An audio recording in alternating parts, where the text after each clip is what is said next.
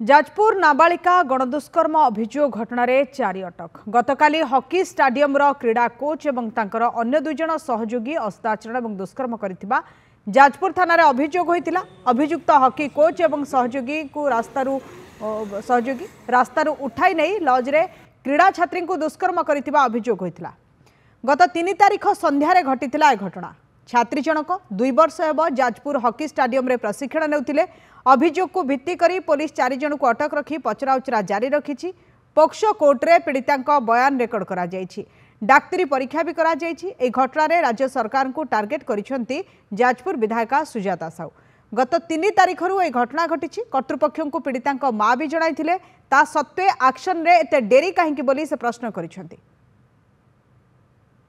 पीड़िता पहुंचा पर आज पर आवर फॉर्मालिटीज से तार आयो प्रेयर कल आयो तार जमानबंदी रेकर्ड कला 161 रेकर्ड कला 164 पाई माननीय अदालत को आदेश देइचंती एवं संपृक्ता पीड़ितांकर वर्तमान सेक्शन 183 बीएनएस अनुसार तांकर जमानबंदी रेकर्डिंग मध्ये चली। से रेकर्डिंग परे दफाटी घटनाटी ऑफेंस गुड़िक कौ मोड़ नब तापर कौन टर्न करुच्ची ताको आम अपेक्षा करके देखुछु। शिक्षा क्षेत्र रे हो बा क्रीड़ा क्षेत्र रे हो से माने तांको भविष्य गढ़ती। तेणु आज सरकारंकर अपारगता हो बा सरकारंकर अवहेला हो बा प्रशासन हो से शिकार होउचंती महिला माने। सरकार कौन कही सरकार को आसीथिले नारीर सुरक्षा करथिले स्वच्छ शासन करिवे कहिथिले ताले आज करिसेंती कौन जी ये घटना घटेची ताकू कठोर भाव में शास्ति दरकार जहाँकि शास्ति सी ताकू सारा ओडिशा उदाहरण पलटिब। तेणु मोर मु घटना को जी निंदा करुच्ची प्रशासन और सरकार को ताठारु अधिक करुच्ची। तो ये घटना पछरे घटिया पछरे गोटे बड़ कारण होउची जे आईन श्रृंखला परिस्थिति विपर्यस्त होइची। पुलिस प्रति भय नाही। पुलिस जदि भयर वातावरण विभिन्न समय जो लॉज गेस्ट हाउस गुड़ रही जदि चढ़ऊ करते चेक करते ये घटना घटता नहीं। आउ जो प्रशिक्षण केन्द्र रही तदारख करने कथा विभाग अधिकारी माने तदारख करने कथा अन्य माने भी तदारख करने कथा देखा कथा जो झील मैंने कम कर समय विभिन्न घटना घटुची बारंबार घटुची अत्यंत गुरुत्व सहकार निया साधारण घटना नुहे।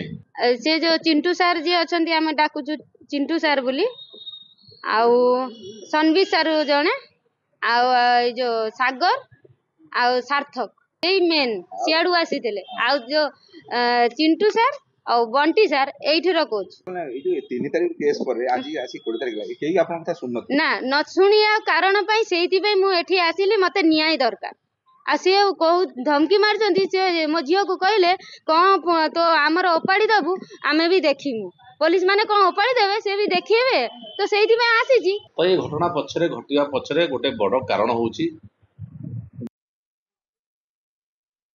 तपन महांती जाजपुर ब्यूरो हेड आम सहित जोड़ी होती आलोचना करने। तपन ये गोटे गुरुत्वपूर्ण कथा 3 तारिखर घटना घटी एपर्यंत 4 जन को अटक रखी पुलिस और तदंत चली। कि बर्तमान जो कथाटी आसूची राज्य में आईन श्रृंखला नहीं नारी माने असुरक्षित कौन सी जगार जदि हॉकी स्टाडियम से प्रशिक्षण रोच गत 2 वर्ष है तापर भी सहित एभली गोटे घटना घटी जहाँ नहीं स्थानीय अंचल गोटे प्रश्नवाची सृष्टि होती। बर्तमान सूचना कौन या हाँ शुभलक्ष्मी जदि कह जाजपुर नुह एटा गोटे राज्य संपूर्ण भाव गोटे लज्जा जदि कह जाजपुर कहतु सारा राज्य कहतु बर्तमान आईन श्रृंखला परिस्थिति बर्तमान विपर्यस्त अच्छी। विभिन्न स्थान में देखिए केवल जाजपुर नुह विभिन्न स्थान में आज नारी माने असुरक्षित अच्छा। जदि कह संपूर्ण भाव में एप्रति माने प्रशासन स्थाणु पलटि जाइए।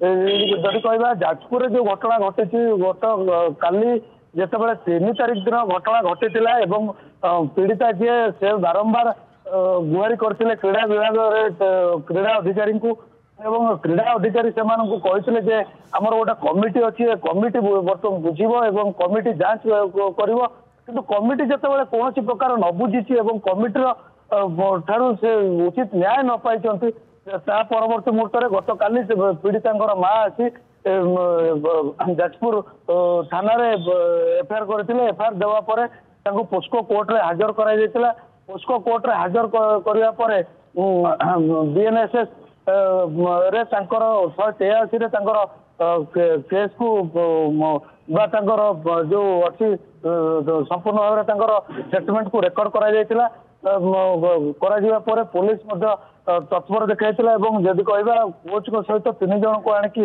अटक रखिछि। आज मध्य पुलिस पक्षर एक सांबादिक सम्मेलन अनुष्ठित हो एवं एथिरे मध्य संपूर्ण भाव में सूचना देवे एसपी निजे जे कौन घटिला घटना जदि काली घटना घटिला पुलिस नजर को काली आसला किंतु आज जदि कहवा बर्तमान पीड़िता को लेकिन मेडिकल करने सहित जो मैंने आक्यूज अच्छा से मेडिकल सरी परवर्ती मुहूर्त में सांबादिक सम्मेलन में पुलिस स्टेटमेंट देवे। धन्यवाद तपन, आपन आलोचना बहुत बहुत धन्यवाद।